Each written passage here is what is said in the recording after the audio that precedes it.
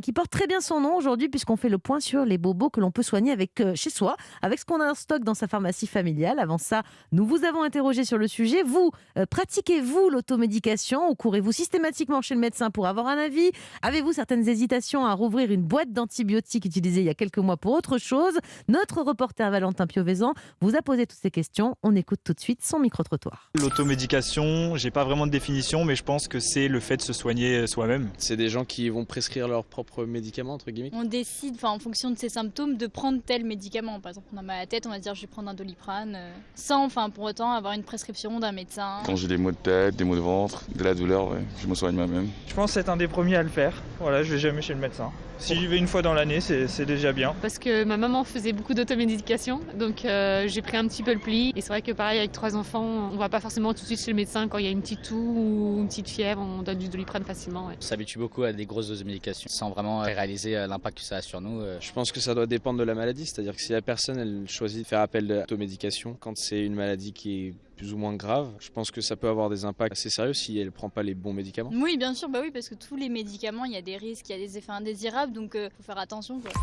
Jimmy, alors d'abord, l'automédication, est-ce qu'on sait si les Français la pratiquent beaucoup? Eh bien oui, c'est un phénomène qui est très important. 8 Français sur 10 Ah ouais. ont eu recours à l'automédication en 2018, mais finalement c'est assez stable. Selon le chiffre de l'AFIPA, alors vous savez pas ce que c'est? C'est les fabricants, hein, c'est ça? Exactement, Ouais. c'est la Fédération des fabricants de produits d'automédication et elle va concerner essentiellement les médicaments en vente libre, donc sans ordonnance ou sans prescription obligatoire.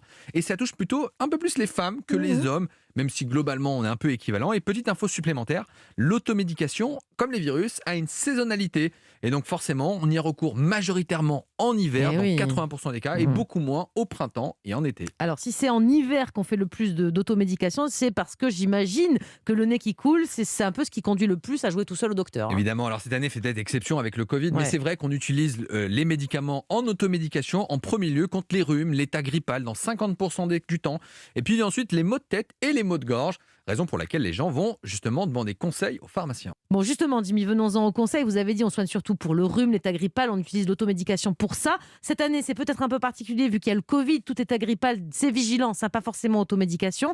Quelles sont les bonnes précautions à prendre, Jimmy, quand on se soigne tout seul? Alors si jamais vous avez un syndrome grippal, le nez qui coule, mal à la gorge, la bronchite, vous ne savez pas, faites un test Covid, parce qu'en ce moment, et plus que jamais, clair. il faut être prudent, il faut être vigilant, en attendant, voilà, d'y voir un peu plus clair. Et puis ensuite, demandez conseil à votre pharmacien. Il ne faut pas oublier que le pharmacien, c'est pas un épicier. C'est un professionnel de C'est un santé. professionnel de santé, il a fait des études et il n'est pas là pour juste vous vendre du paracétamol et gagner de l'argent. Non, le rôle du pharmacien, c'est un pharmacien conseil. C'est le rôle justement de vous donner ce qu'il faut, de vous dire ah non, non, stop, là ça dépasse mon champ de compétences où je pense que vous devez avoir un avis médical, car les symptômes classiques, ça doit s'améliorer en 2 ou 3 jours, mais quand ça persiste, il faut consulter. Très bien. Et la plus grande précaution, je crois qu'il faut avoir surtout en automédication, c'est que c'est vis-à-vis des traitements, des médicaments finalement qu'on a déjà chez soi. La petite boîte d'antibiotiques qu'on a utilisée la dernière fois pour le petit dernier, ça faut faire gaffe, on la réutilise pas n'importe comment. Exactement, et c'est pas parce que ça a marché la fois d'avant qu'il y avait une angine et qu'il reste un peu d'amoxicilline parce qu'on se dit pourquoi pas, et que là il recommence à avoir mal à la gorge, qu'il faut la réutiliser. On remet les compteurs à zéro, vous faites même une téléconsultation si jamais vous avez un doute, vous passez un coup de fil à votre médecin ou encore une fois, j'insiste, le pharmacien et le professionnel de santé aussi de première nécessité et de première proximité. Très bien, merci beaucoup Jimmy pour tous ces conseils particulièrement importants dans la période actuelle.